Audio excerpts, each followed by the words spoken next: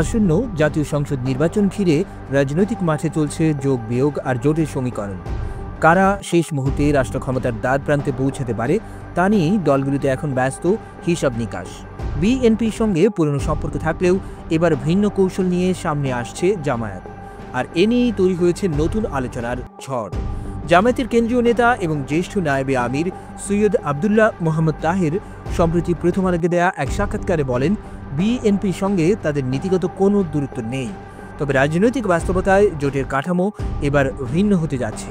তাহের জানান, বিএনপি প্রকাশ্যে বলেছে জোট হবে না, কিন্তু জামায়াত তাদের পক্ষ থেকে এমন কোনো ঘোষণা দেয়নি।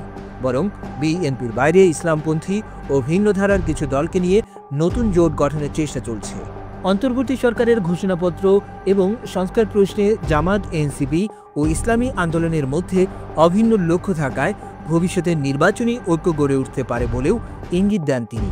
যদিও নির্বাচন ইস্যু এখনও সামনে আনা হয়নি, তবে সংস্কার ও রাজনৈতিক দাবিগুলোতে দলগুলোর অবস্থান অনেকটা কাছাকাছি। রাজনৈতিক বিশ্লেষকদের মতে আসন্ন জাতীয় সংসদ নির্বাচনে জামায়াত যদি ইসলামপন্থী ও ভিন্ন ধারার দলগুলোকে একত্র করতে পারে, তবে সেটি ভোটের মাঠে উল্লেখযোগ্য প্রভাব ফেলতে পারে। প্রধান উপদেষ্টার ঘোষণা এবং নির্বাচন কমিশনের দেয়া রোডম্যাপ অনুযায়ী নির্বাচনের সময় হাতে আর তেমন বেশি নেই। তাই শেষ মুহূর্তের জোট ও সমীকরণ কিভাবে পাল্টে দেয় রাজনীতির হিসাব, সেটাই এখন দেখার বিষয়। সব মিলিয়ে আসন্ন নির্বাচনে বিএনপিকে ছাড়াই জামায়াতের সম্ভাব্য জোট রাজনীতির মাঠে নতুন সমীকরণ তৈরি করতে পারে, এমনটাই বলছেন বিশ্লেষকরা।